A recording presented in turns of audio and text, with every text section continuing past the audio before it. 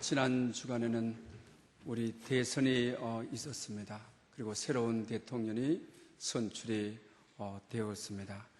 그 이맘때쯤 되면 늘 넌센스 퀴즈가 있죠. 대통령 선거에 여러분 반대말이 뭐라고 생각합니까? 대통령 선거. 이 말은 대통령 앉은 거.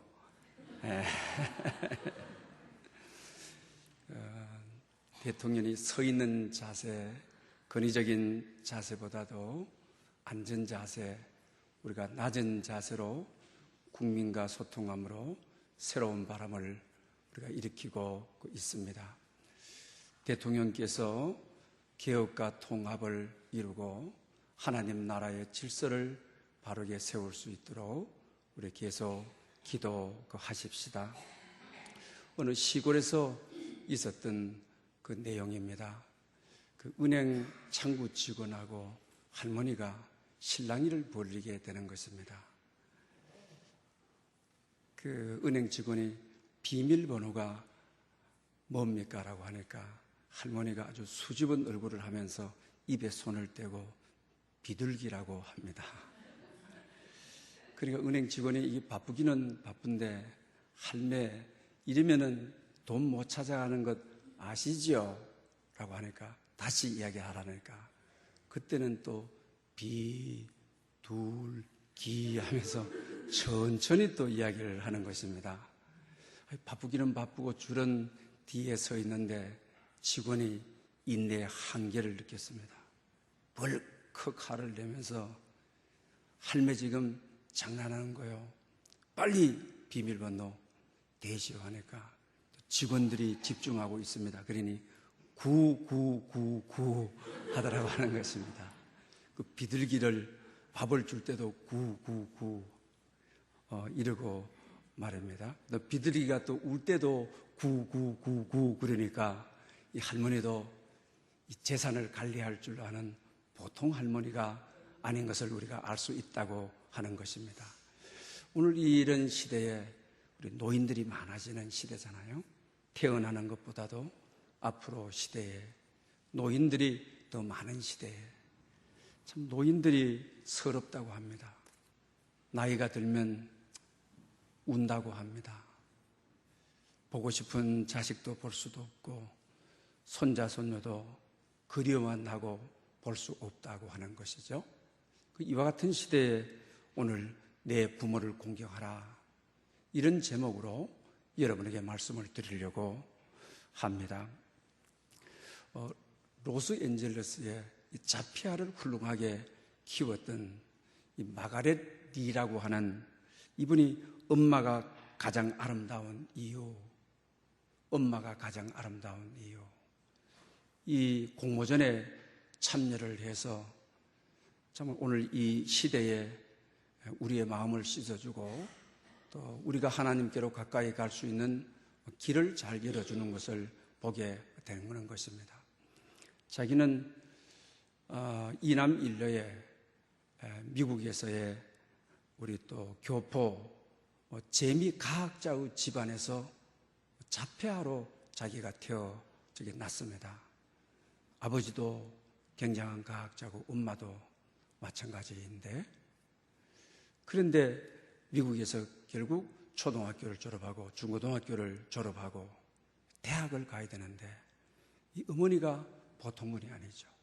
자폐아를 대학에 보내서 성악을 공부하도록 하는데 혼자 할 수 없으니까 어머니가 대학을 같이 시험을 치고 또 같은 반이 되어가지고 그 옆에서 대학 4학년을 엄마가 이 자폐 아이를 위해서 같이 공부하고 그 다음에 또 부족한 것 채워주는 이 대학 시절을 엄마가 철저하게 헌신을 하게 되는 것입니다. 그래서 우리 찬송가 유명한 마가렛 리 음악가가 되어지는 것이죠.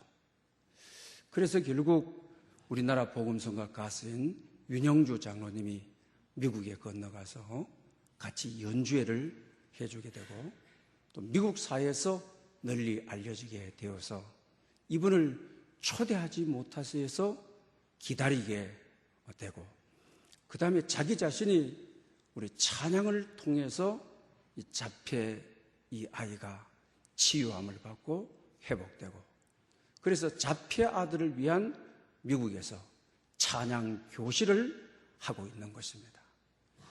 그러면서 또 그림을 잘 그려서 2013년도 우리나라에서 보석이라는 제목으로 또 입선하기도 하였습니다.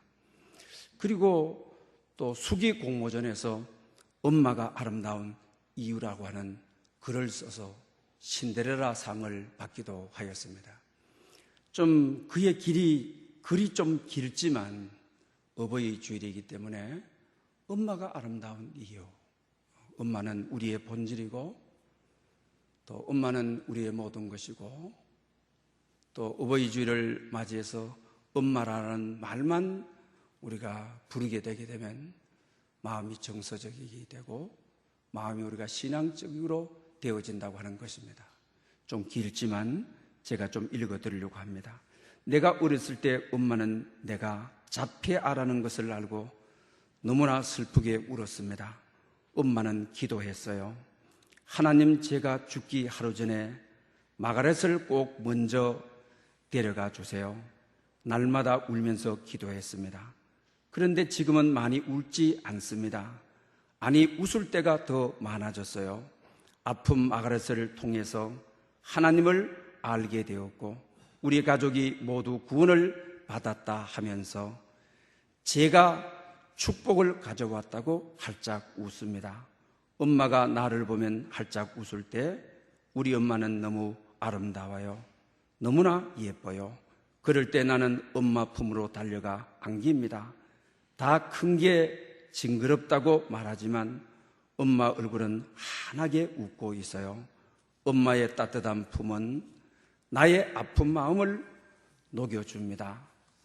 엄마는 마가렛을 너무 사랑합니다.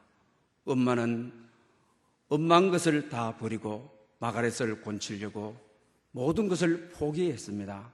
나를 가르치려고 산타모니카 대학에 나와 함께 엄마도 등록했어요. 우리 마가렛이 A 학점을 받았다며 활짝 웃는 모습이 너무나 아름다웠어요. 엄마는 아픈 나를 위해 언제나 기도해 주십니다. 엄마의 기도로 나는 찬양할 수 있게 되었어요.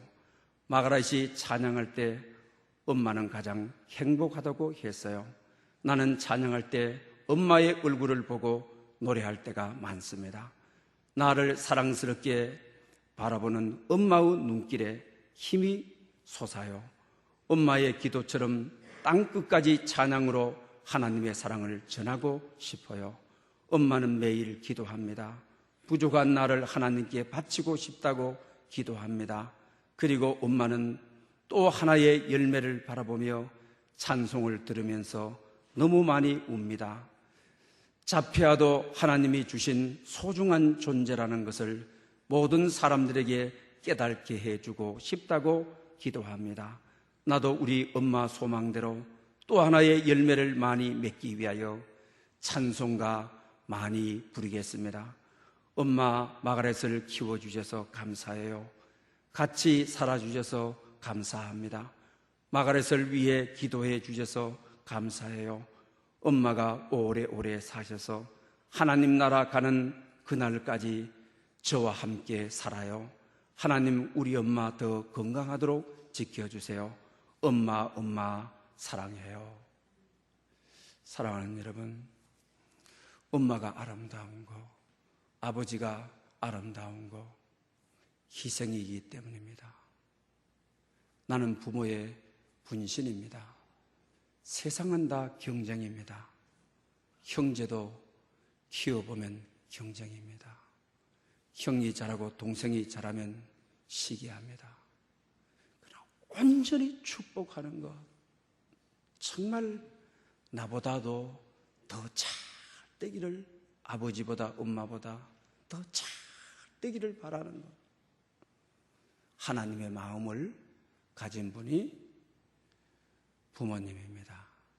그래서 그 마음이 아름다운 것입니다.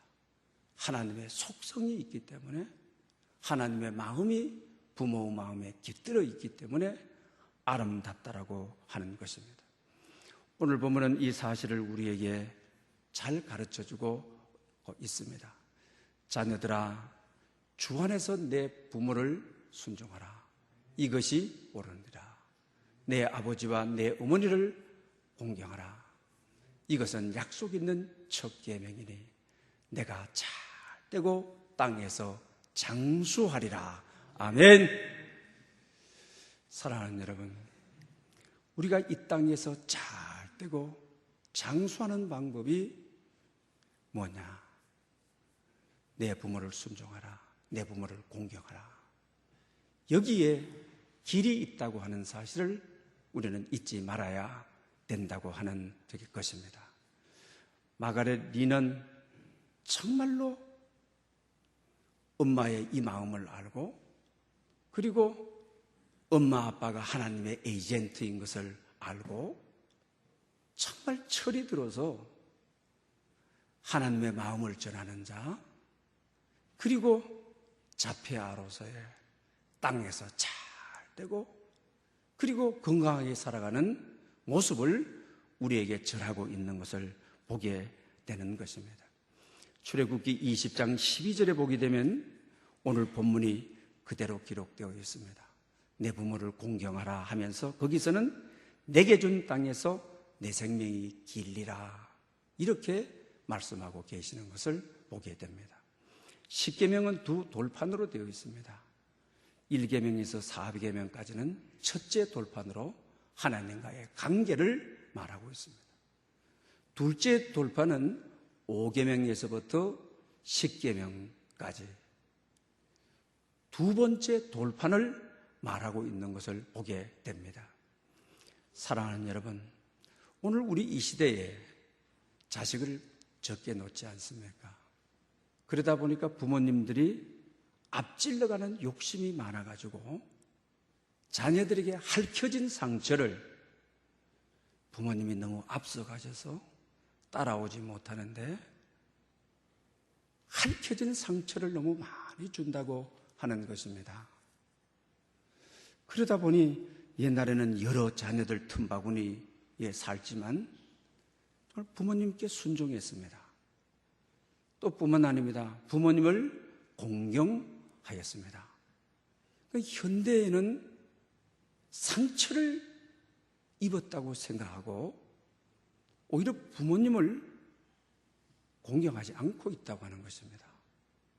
잘하면 잘할수록 부모를 밀어낸다고 하는 것입니다. 사랑하는 여러분, 오늘 성경은 우리에게 부모를 존경하라고 말하지 않습니다. 사랑하라고 말하지 않습니다. 내 아버지와 내 어머니를 공경하라고 말하는 것입니다. 여러분, 부모로서 제일 큰 행복이 자식들이 나는 아빠 존경해요, 엄마 존경해요. 우리 여기 신천교회 오 목사님이 은퇴하면서 자기 인생에 제일 행복이 있다. 그건 큰아들은 욕심 때문에 많이 때리면서 공부시켰다. 그러나 두 번째 아들은 별로 때리지를 않고 훈계로 교육을 시켰다. 그래서 큰아들하고 거리가 늘 멀었다는 거예요.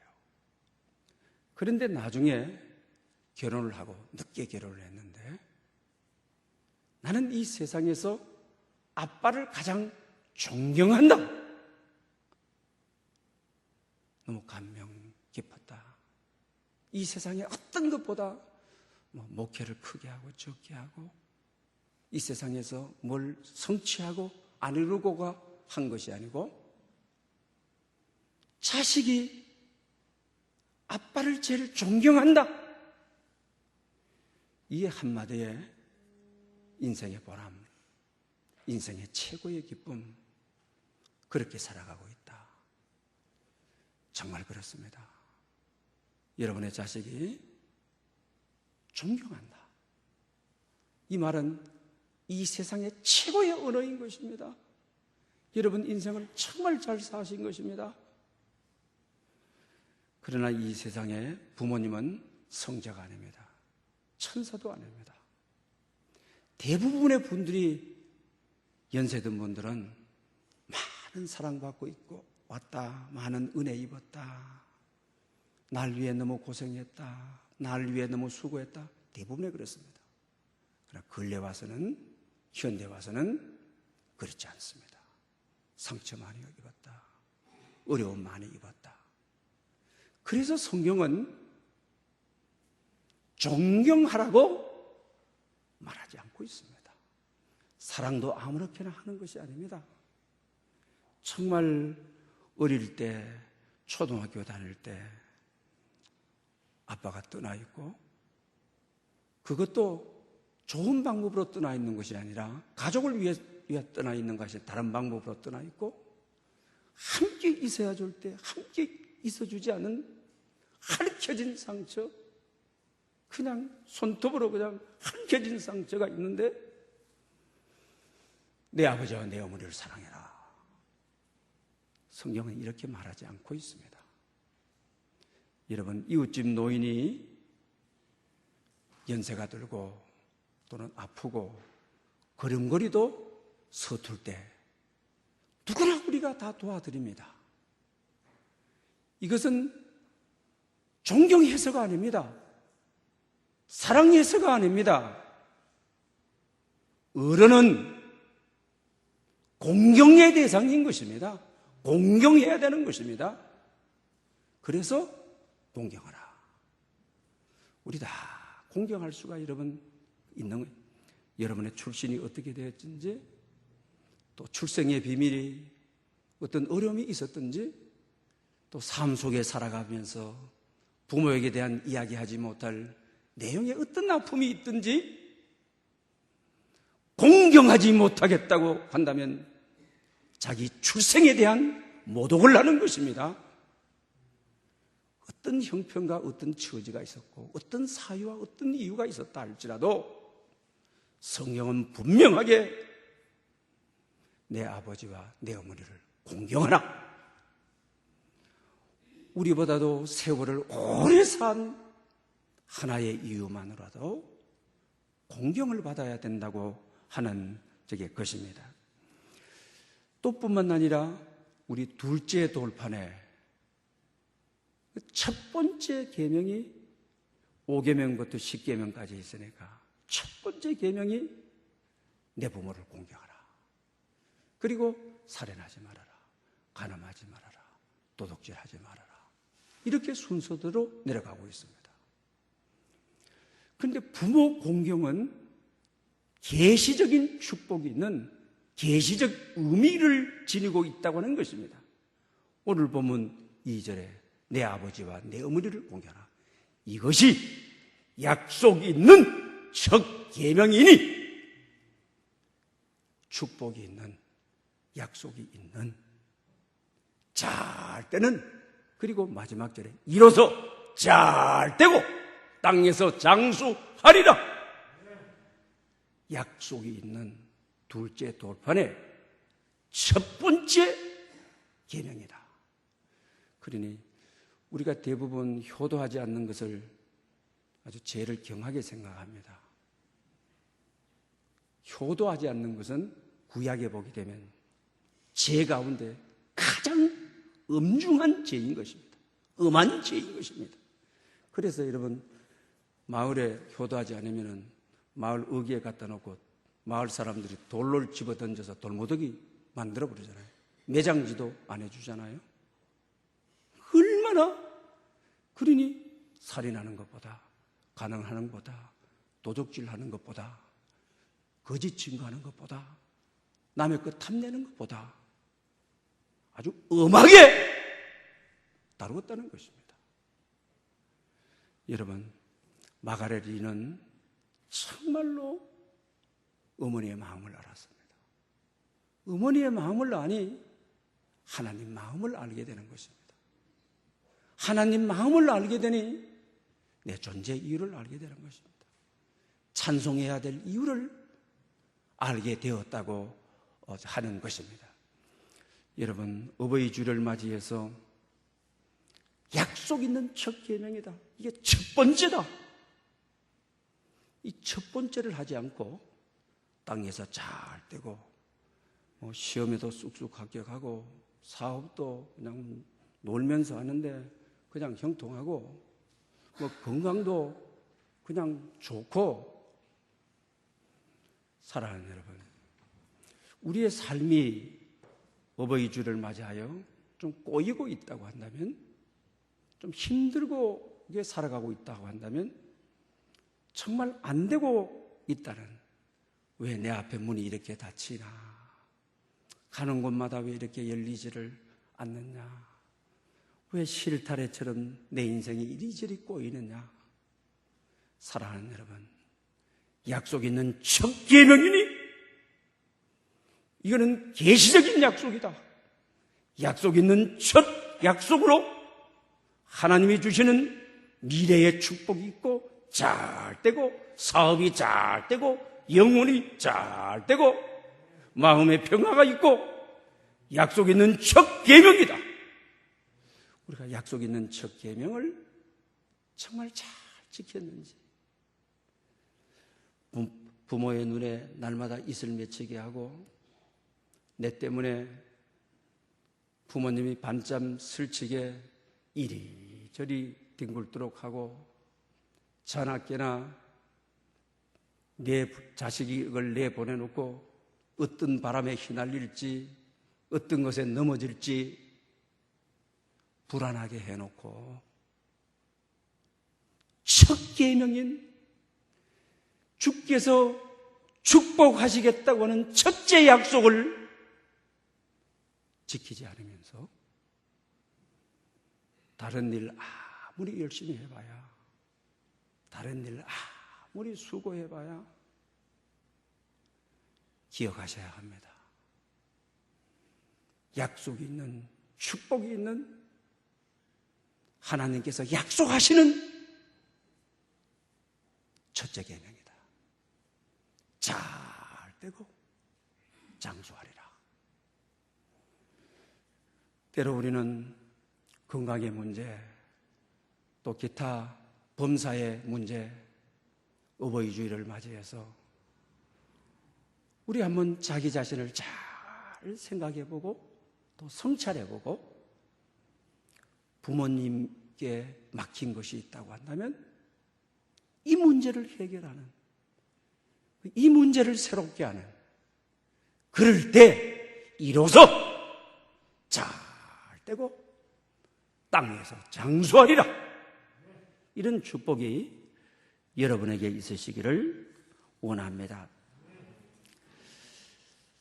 오늘 본문에 효도하는 자가 땅에서 장수한다, 건강한다 했는데, 미국에서 어느 대학에서 일주일 동안 교회 나가는 분하고 나가지 않는 분을 이 건강을 한번 테스트해서 발표한 적이 있습니다. 평생 주의를 지키고 교회에 나가던 분들이 10년을 더 살더라는 것입니다. 여러분, 그러면 오후 예배까지 나오면 20년 더 살지도 모릅니다. 수요 예배까지 나오면 30년 더 살지 모릅니다. 그리고 새벽 기도까지 나오면 40년 더 살지를 모릅니다. 10년은 분명하게 발표된 내용인 것입니다.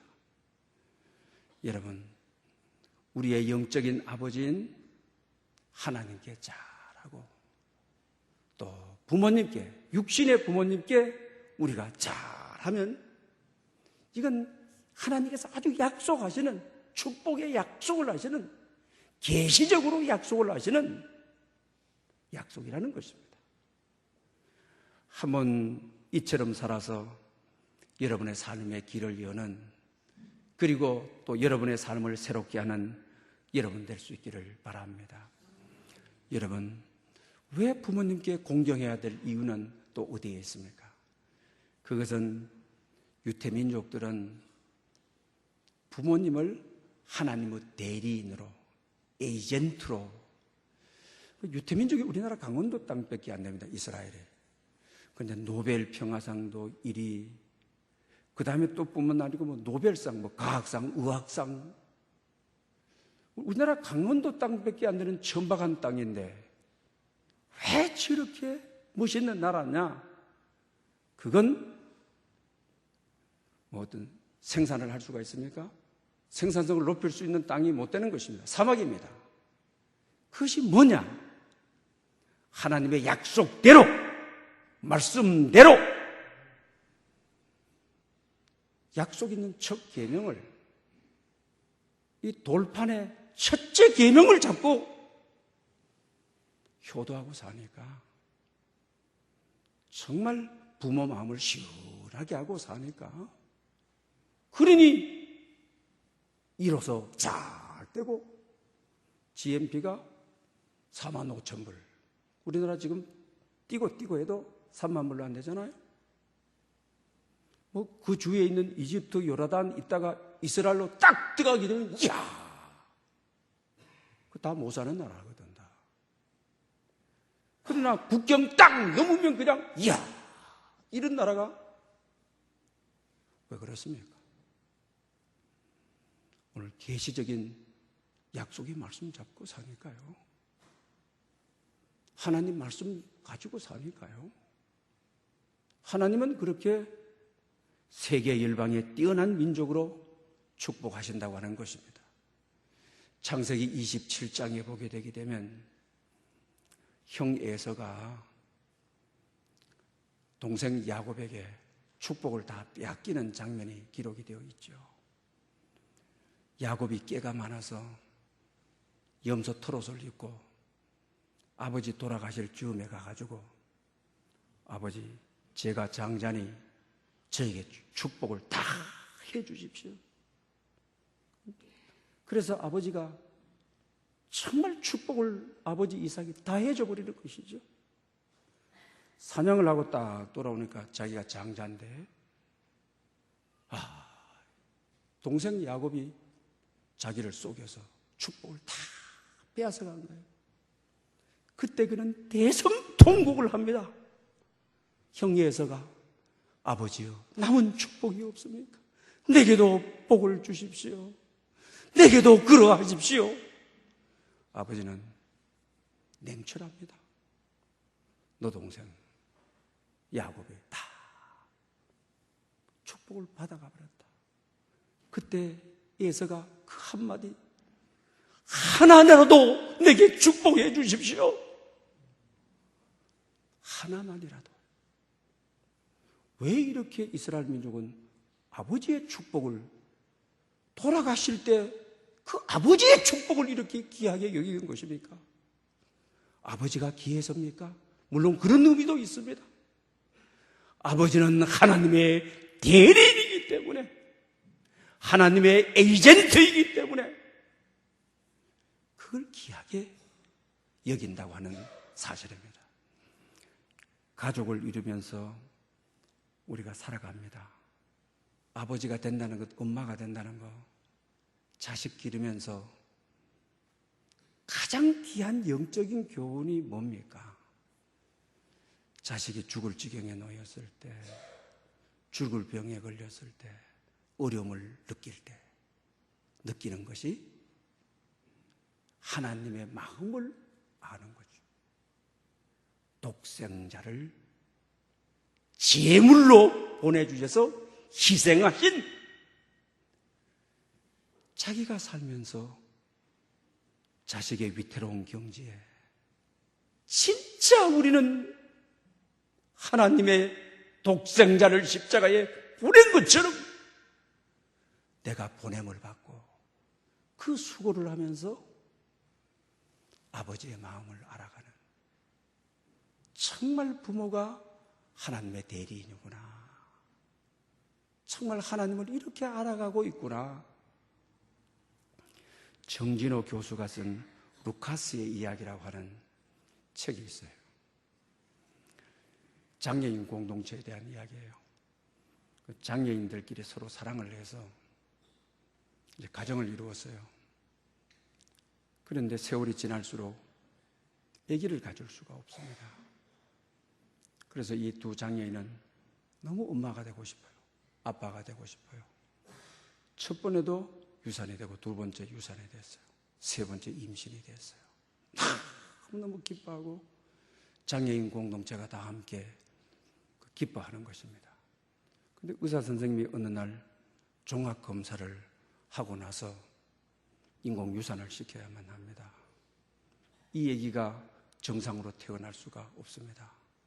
또 태어난다 할지라도 이 뇌에 골이 바깥으로 빠져서 주머니를 만들어서 있기 때문에 부모가 아기를 낳았을 때 상처는 이루 말할 수가 없습니다. 유산을 하는 겁니다. 그런데 이 부모는 아닙니다. 단 하루라도 아빠로 살고 싶습니다. 단 하루라도 엄마로 살고 싶습니다. 아기가 태어나도 15일밖에 살 수가 없다라고 하는 것입니다. 그런데 이미 임신 중에 있을 때 이 아기와 엄마 아빠는 너무 기다리다가 아기를 가졌기 때문에 이미 소통이 이루어져 버린 겁니다. 아기를 볼 수는 없지만 아기를 어루만지면서 기도하고 말씀 읽어주고 또 이름도 지어서 루카스라고, 그래서 책 제목이 루카스의 이야기입니다. 루카스라고 이름을 부르고 아들을 어루만지면서 느끼고 소통하고, 그러니 인공유산을 할 수 없는 거죠. 굉장히 위급하지만은 의사 선생님은 허용을 합니다. 그리고 아기가 이제 태어나게 된 것입니다.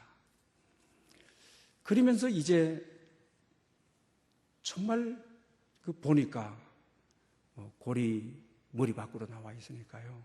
부모가 얼마나 당황스럽습니까? 그러나 이 세상에 아버지가 됐다는 것, 어머니가 됐다는 것, 이 두 부부는 너무너무 행복해합니다. 10월밖에 못 산다고 하니까 이 12일 동안 서로의 배 위에 얹어놓고 정말 교통을 합니다. 교제를 합니다. 그의 이름을 불러주고 또 마음으로 대하고 그런 시간을 보내게 됩니다. 그런 가운데 15분밖에 못 산다 했는데 몇 시간이 지나도 괜찮습니다. 그리고 의사 선생님이 이제 우리가 다 병원에서 할 수 있는 일이 없다, 데리고 가라고 그럽니다. 가정에 이제 데리고 가게 되는 것이죠. 이 아기는 많이 살지는 못합니다. 17일밖에 못 사게 되는 것입니다. 그러다가 이제는 장례식을 교회에서 정말 아름답게 치르게 됩니다. 그리고 엄마가 인사할 차례가 되었습니다. 엄마는 이렇게 인사합니다. 루카스와 함께했던 지난 9개월은 참으로 소중하고 아름답고 행복한 시간들이었습니다. 그리고 그 시간 동안 우리는 루카스와 얼마나 많은 사랑을 나누고 대화를 나누는지 모릅니다. 지금도 우리는 루카스를 사랑하고 있습니다. 간앞에서 아버지가 마지막 장례식의 작별 인사를 이렇게 합니다. 저는 루카스로 인해 비로소 아버지가 될 수 있었습니다. 나를 아버지로 만들어준 내 아들 루카스에게 감사합니다.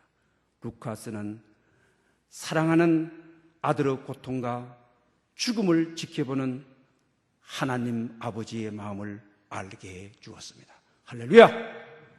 오늘 이 말씀을 드리는 것은 이 아버지가 루카스의 죽음을 지켜보면서 하나님이 독생자 아들을 지켜봤을 때에, 십자가로 보내놓고 지켜봤을 때에 그 마음을 자기 아들의 죽음 순간에 그 마음이 임하는 것입니다.